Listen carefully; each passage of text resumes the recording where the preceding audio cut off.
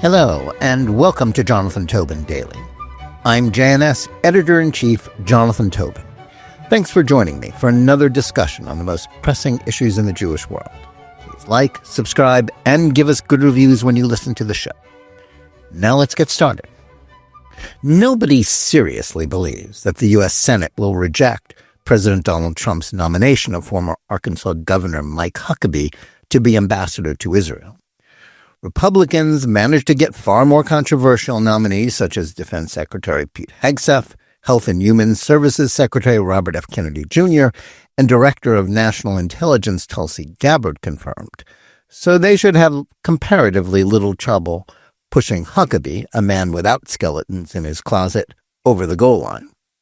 Indeed, it's likely that he will be in Israel, as he predicted, by Passover. But that hasn't stopped the Jewish left from trying to stop his nomination. The political arm of Reform Judaism is publicly opposing Huckabee. So too are the left-wing lobby J Street and the Jewish Democratic Council of America.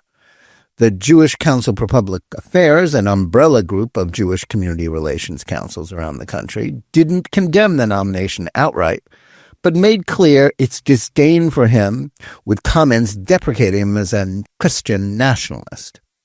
These views were summed up in an op-ed published in The Hill by Lily Greenberg Call, a veteran Democratic operative who had worked for the campaigns of former President Joe Biden and former Vice President Kamala Harris, and resigned from a post at the Department of the Interior because she felt the Biden-Harris administration was too supportive of Israel after the October 7, 2023 massacre.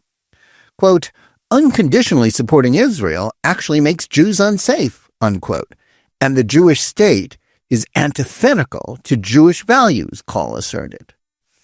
On the other side of the issue, more mainstream liberal Jewish groups like the Anti-Defamation League and the American Jewish Committee said that they look forward to working with Huckabee. More ardently pro-Israel groups like the Zionist Organization of America and the Orthodox Union endorsed him enthusiastically.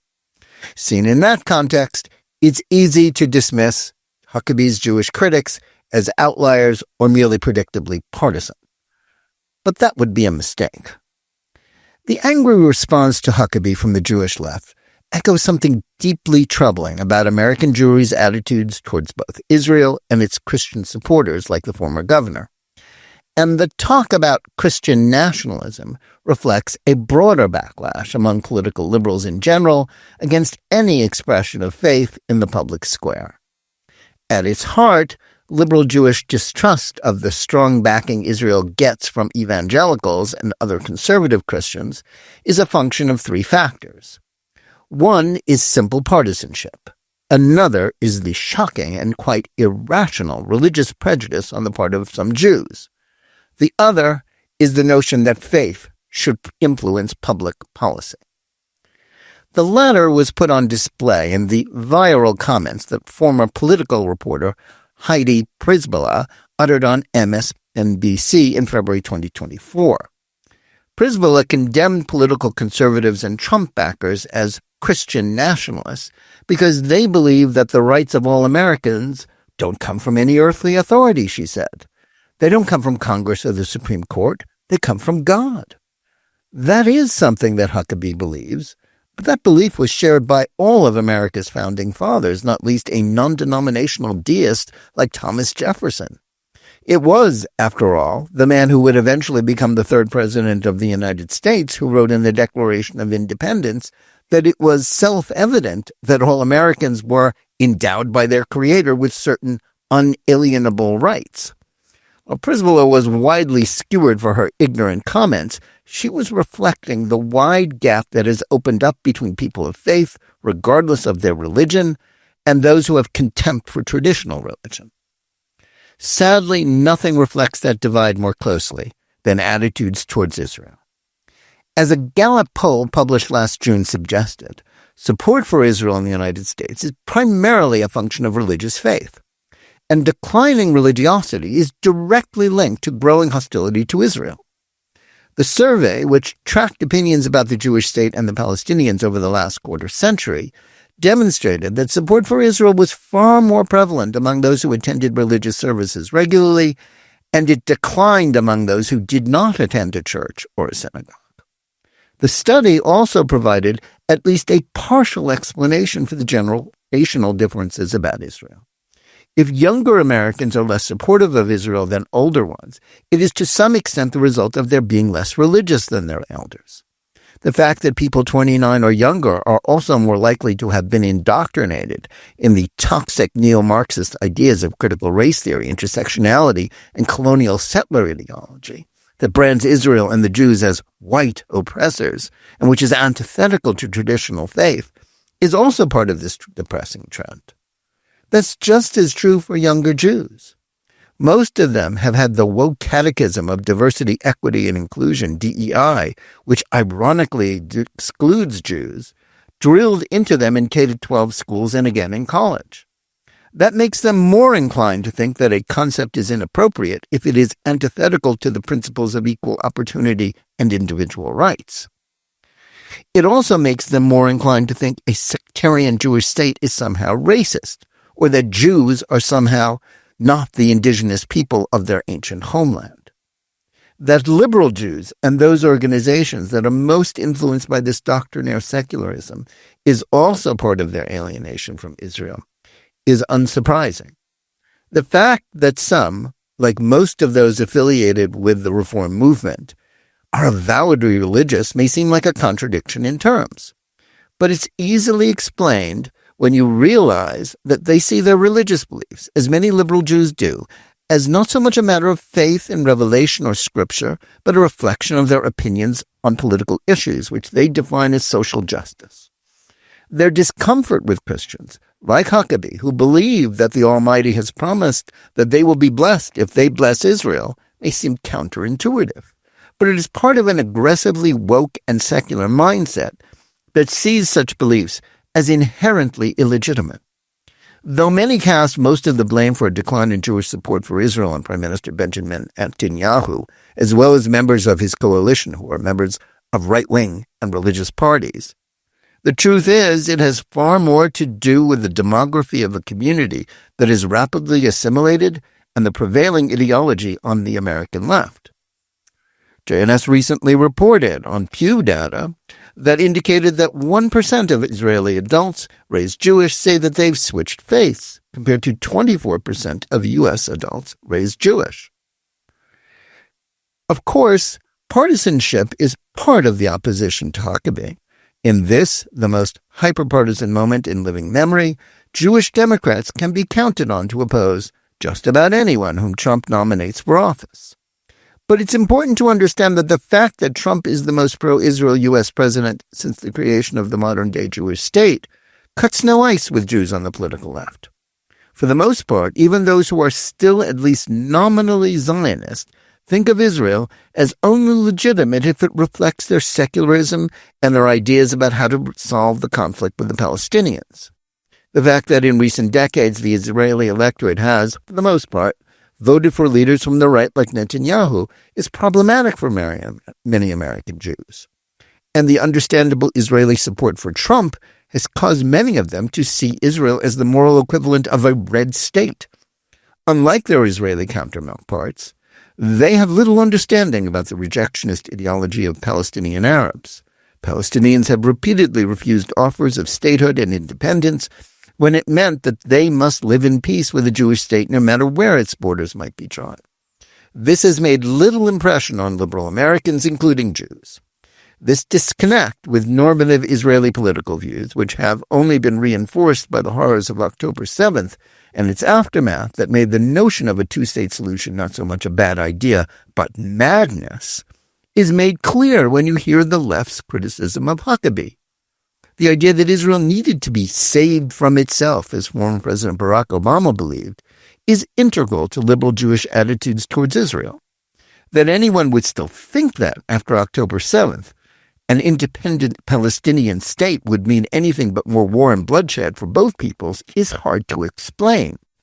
But the alienation of American Jews from the realities on the ground in the Middle East is so great that nothing, not even the launching of a genocidal war endorsed by most Palestinians, will dissuade them from their ignorance. Yet the disdain for pro-Israel Christians, such as Huckabee, who told me in an interview with him on my podcast that the conflict between Israel and its enemies is between good and evil, is not just a matter of politics. It also stems from their sneering contempt for evangelicals. Much like the rest of American credentialed elites, of which they are so representative, liberal and left-wing Jews look down their noses on that broad section of the American electorate that is deeply religious. It's not just that they disagree with them on abortion, gun rights, or any other issue. They have held on to notions about the connection between religious belief and anti-Semitism that may have made sense a century ago, but are now badly outdated. In the 19th century Europe or early 20th century America, it may have been more reasonable to think that the more religious Christians were, the more likely they would be anti-Semitic. But now it's just the opposite. As the Gallup poll showed, it is people of faith, especially those outside of the shrinking mainline Protestant denominations, who are the most philo-Semitic and supportive of Israel. Conversely, it is the most aggressively secular and most educated demographic slices of America that are heavily influenced by woke ideology and lingering neo-Marxist hostility to Judaism that are the most anti-Semitic. Yet most liberal Jews on the two coasts still think of conservative Christians as flyover country hayseeds who would gladly kill all the Jews but aren't smart enough to figure out how to do so. Such a murderous desire is normative among Palestinian Arabs and the bizarre red-green alliance of Marxists and Islamists elsewhere that supports their war on Zionism, but it is not among evangelicals. Still, that fact hasn't dented the consciousness of Jews who instinctively distrust Huckabee and everyone like him. The argument that conservative Christian support for Israel can't be trusted because of their eschatological beliefs is particularly illogical as well as deeply foolish.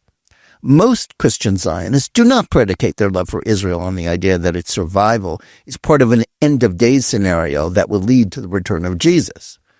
But even if all did believe that, why should Jews, whether they are secular or religious, liberal or conservative, care if they don't think that will ever happen? One doesn't have to like Trump or be comfortable with the political views of evangelicals such as Huckabee to believe that the latter's wholehearted support for Israel and realistic views about Palestinian intentions are not only sincere, but a very good thing. Prior to David Friedman, who served as ambassador to Israel during the first Trump administration, all U.S. ambassadors to Israel treated Jerusalem the way Roman proconsuls viewed subject peoples. They were primarily there to order Israelis around and impose policies based on failed land for peace pater nostrums. Their priority was not, as is the case for most American ambassadors to foreign countries, to promote better relations between their hosts and the United States.